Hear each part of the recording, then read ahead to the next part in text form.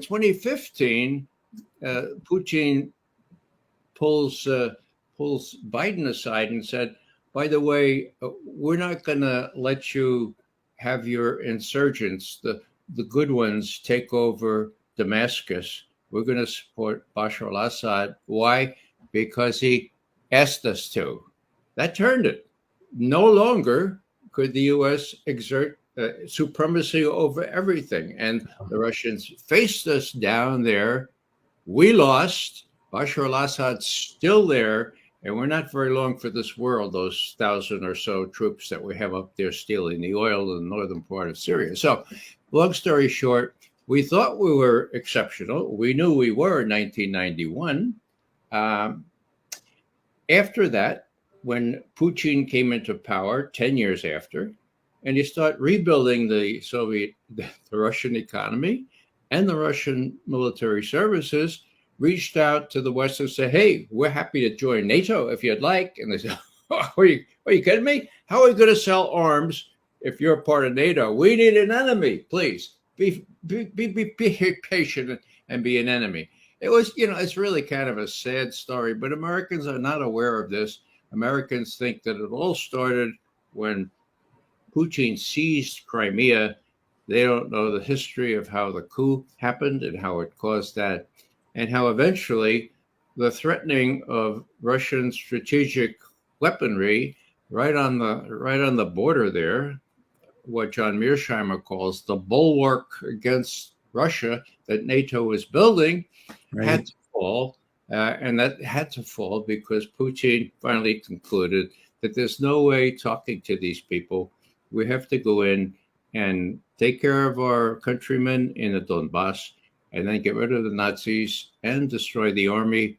And they're well on their way to achieving all those objectives. Larry, don't the people that run the government understand the economic prosperity that has come about in Russia since the presidency of Vladimir Putin? And don't they understand his moral compulsion to defend himself from the radical encroachments of NATO? And why do they hate him, Larry? So the hatred doesn't start off immediately. When Putin comes into office and in 2001 starts cracking down on the oligarchs. And remember, those oligarchs in Russia were partnered up with oligarchs in America. So there were American business corporate interests and individual interests who were hoping to reap lots, billions of dollars out of Russia. Putin put a stop to that. So in 2008, when he starts to push back on this concept of incorporating Ukraine and Georgia into NATO, that is where you can go back and search year by year the press coverage. That's where the worm starts to turn, where the final break came with the Sochi Olympics that coincided not only with a lot of attention on the anti-LGBTQ views of Russia, but on top of that, as Ray noted, Russia's intervention on behalf of President Bashar al-Assad in Syria to counter what was a U.S.-British effort to fund Islamic radicals, some of the very terrorist groups we claimed that we'd been fighting the previous 12 years. Now we were arming, and those arms were coming out of a place called Benghazi in Libya. And as soon as Putin intervened to save the government of Syria, to save the Syrian army, that's where the thing turned 180 degrees. It was full on hate Putin.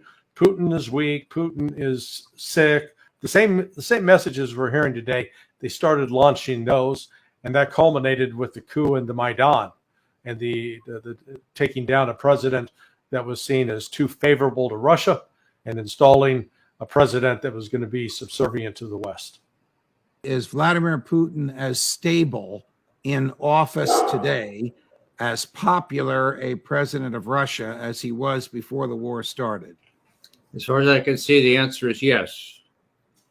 Now, the caveat here is this fellow Prigozhin.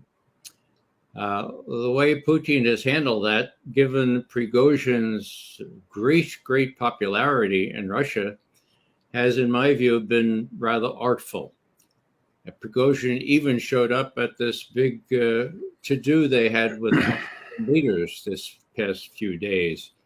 So he's been co-opted. I think he's been pretty much made harmless.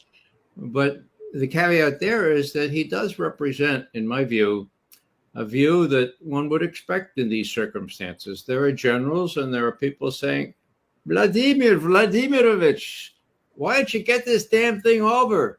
You got the forces to do it. For God's sake, knock that little twerp out in Kiev and go ahead forward, you know? So I think he does have that to contend with. And I do think now, as I look on the Prigozhin affair, that this was part of it, that this was indeed Prigozhin thinking that these people who hold that view might have come to help him rather than salute to Shoigu and Putin and when push came to shove.